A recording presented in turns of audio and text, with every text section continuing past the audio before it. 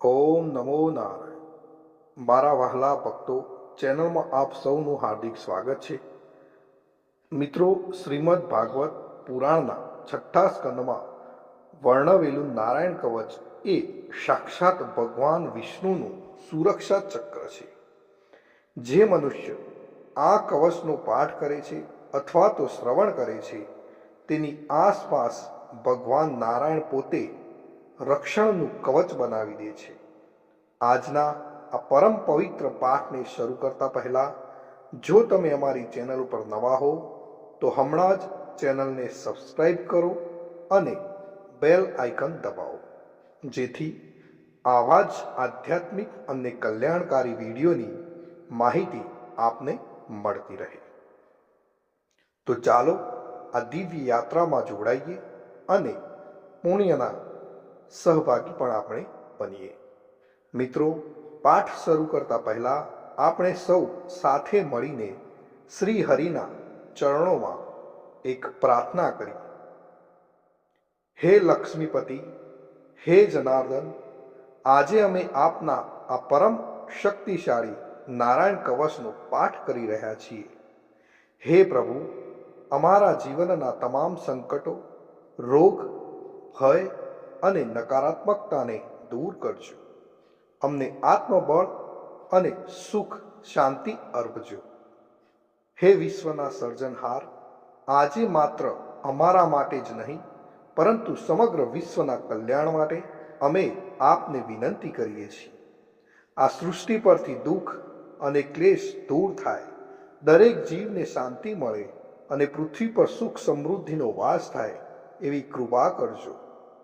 સર્વે ભવંતુ સુખિનઃ, સર્વે સંતુ નિરામયા એવા ભાવ સાથે અમે આ પાઠ આપણા ચરણોમાં અર્પણ કરીએ છીએ. હવે મિત્રો, આપણે થોડોક સમય કાઢીને કોમેન્ટની અંદર જય શ્રી કૃષ્ણ લખીશું અને પછી મનને સ્થિર કરી ભગવાન વિષ્ણુનું ધ્યાન ધરીને આપણે નારાયણ કવચનો પ્રારંભ કરીએ. ઓમ નમો નારાયણ, ઓમ નમો નારાયણ, ઓમ નમો નારાયણ, ઓમ નમો ભગવતે વાસુદેવાય. મિત્રો, કોમેન્ટની અંદર જય શ્રી કૃષ્ણ લખવાનું ભૂલશો નહીં.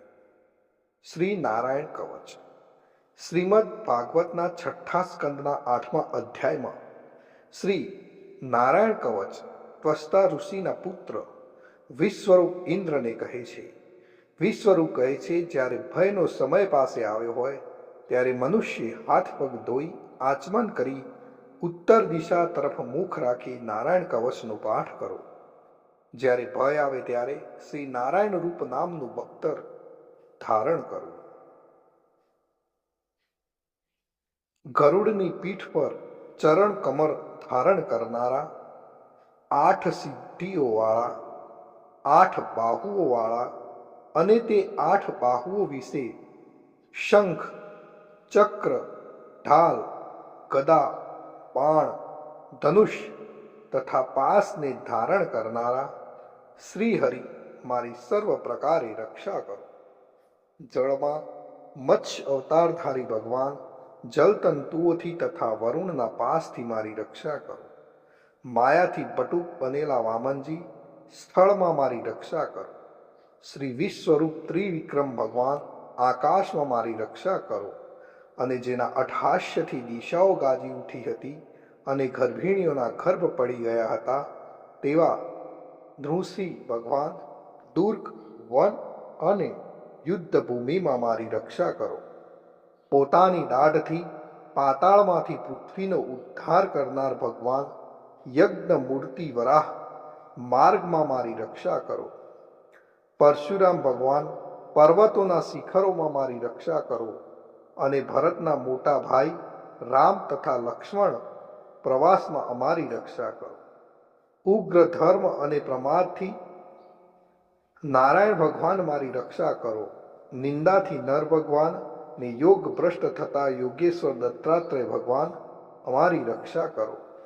ત્રણેય ગુણોના સ્વામી ભગવાન કપિલ કર્મ બંધનથી મારી રક્ષા કરો. સનંત કુમાર ભગવાન કામદેવથી મારી રક્ષા કરો.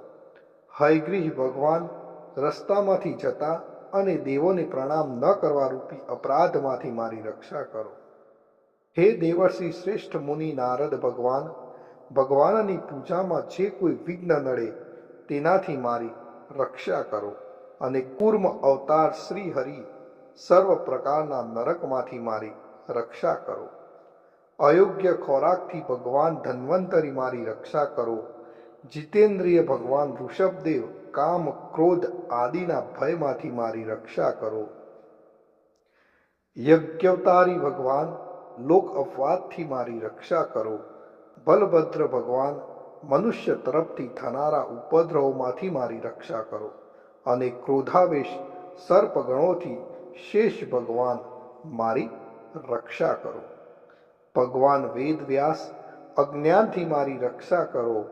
આ પાખંડીઓના ટોળામાંથી ભગવાન બુદ્ધ મારી રક્ષા કરો. ધર્મની રક્ષા કરવા માટે અવતાર લેનાર ભગવાન કલ્કી, કાળના મૂળ રૂપ એટલે કે આ કળિયુગથી મારી રક્ષા કરો. હે કેશવ ભગવાન, પ્રભાતમાં ગદાથી મારી રક્ષા કરો. હે વેણુધર ભગવાન ગોવિંદ, આ સંકટ કાળમાં મારી રક્ષા કરો. ઉદાત શક્તિ નારાયણ ભગવાન, પ્રાહન કાળમાં મારી રક્ષા કરો. અને ચક્રધારી ભગવાન વિષ્ણુ, મધ્યાહન કાળમાં મારી રક્ષા કરો. મધુ દૈત્યને મારનારા ઉગ્ર ધનુર્ધારી ભગવાન વિષ્ણુ, ત્રીજા પહોરમાં મારી રક્ષા કરો.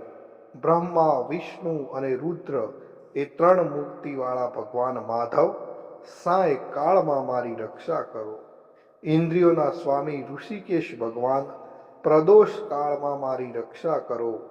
પદ્મનાભ ભગવાન કેવળ એક અર્ધરાતથી પહેલાના કાળમાં અને અર્ધરાતે મારી રક્ષા કરો. શ્રી વત્સ સિંહધારી ભગવાન એવા ઈશ શ્રી વિષ્ણુ ભગવાન, પાછલી રાતે મારી રક્ષા કરો. તલવારધારી ભગવાન જનાર્દન, મળસકામાં મારી રક્ષા કરો. દામોદર ભગવાન, સંપૂર્ણ સંધ્યાઓમાં મારી રક્ષા કરો. કાળમૂર્તિ ભગવાન વિશ્વેશ્વર, સૂર્યોદય પહેલાના કાળમાં મારી રક્ષા કરો. હે પ્રલય સમયના અગ્નિ જેવી તીક્ષ્ણ ધારવાળા ચક્ર, વાયુવાળા અગ્નિથી જેમ સૂકું ઘાસ બળીને ભસ્મ થાય તેમ અમારી શત્રુ સેનાને ભસ્મ કરો.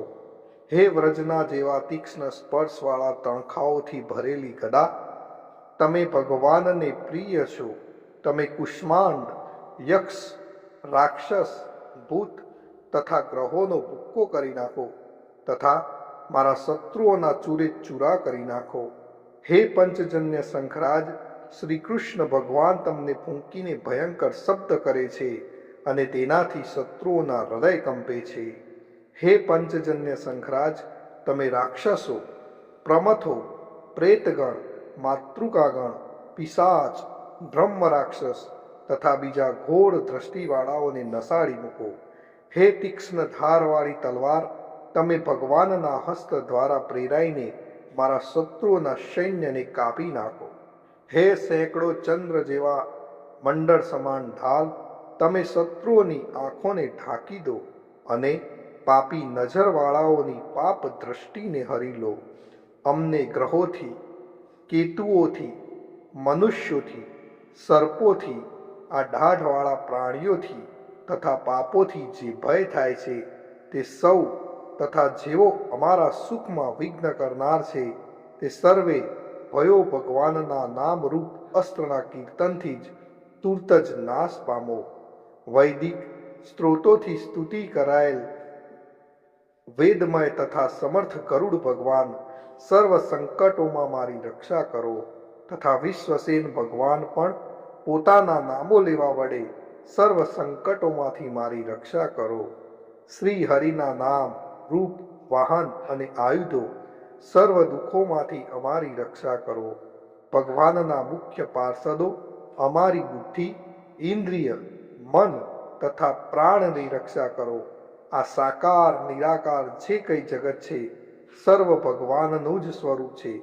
આ સત્યથી મારા સર્વ ઉપદ્રવો નાશ પામો. અભેદ દ્રષ્ટિવાળા મનુષ્યોને ભગવાન પોતે ભેદરહિત જોવામાં આવે છે, તો પણ તે પોતાની માયાથી આભૂષણો, આયુધો તથા ચિહ્ન નામની શક્તિઓને ધારણ કરે છે. તે સત્ય પ્રમાણ વડે જ સર્વજ્ઞ તથા સર્વવ્યાપક ભગવાન શ્રી હરિ સર્વ પ્રકારના રૂપો વડે સર્વદા અમારી રક્ષા કરો. શ્રી નૃસિંહ નામના ઉચ્ચારણથી જ જળ, વાયુ, અગ્નિ આદિનો પ્રભાવ પોતાના તેજથી દૂર કર્યો છે. એવા લોકના ભયને દૂર કરનાર ભગવાન નૃસિંહ સર્વત્ર ચારો તરફ અમારી રક્ષા કરો. તો મિત્રો, જો આપણે નિત્ય નારાયણ કવચનો પાઠ કરીએ છીએ તો શું ફળ મળે? તો નારાયણ કવચનું ફળ કથન વિશ્વરૂપ કહે છે કે હે ઇન્દ્ર, આ નારાયણ કવચ તમારી આગળ કહ્યું જે ધારણ કરવાથી તમે શ્રમ વિના અસુરોના અધિપતિઓને જીતશો. આ નારાયણ કવચને ધારણ કરનારો મનુષ્ય નેત્રથી જેના તરફ જુએ અથવા તો પગ વડે જેને જેને અડકે તે તુરત જ બધા જ ભયમાંથી છૂટે છે. આ નારાયણ કવચ ભણનાર પુરુષને કોઈ દિવસ રાજાઓ તરફથી, ચોર તરફથી, ગ્રહો થકી, વ્યાઘ્ર આદિ તરફથી, બીજા કોઈ તરફથી કોઈ પણ પ્રકારનો ભય રહેતો નથી અને તે પૃથ્વી પર નિર્ભય થાય છે. તો મિત્રો, અહીં આપણે નારાયણ કવચનો પાઠ સંપૂર્ણ કરીએ છીએ. હું આશા રાખું છું કે આ પાઠથી આપના મનને શાંતિ મળી હશે. આ વિડીયોને તમારા મિત્રો અને પરિવારજનોને પણ શેર કરજો, જેથી તેઓ પણ ભગવાનની કૃપા મેળવી શકે. અને કોમેન્ટની અંદર ઓમ નમો નારાયણ અથવા તો જય શ્રી કૃષ્ણ લખવાનું મિત્રો ભૂલશો નહીં. ફરી મળીશું એક નવા જ ભક્તિમય વિડીયો સાથે.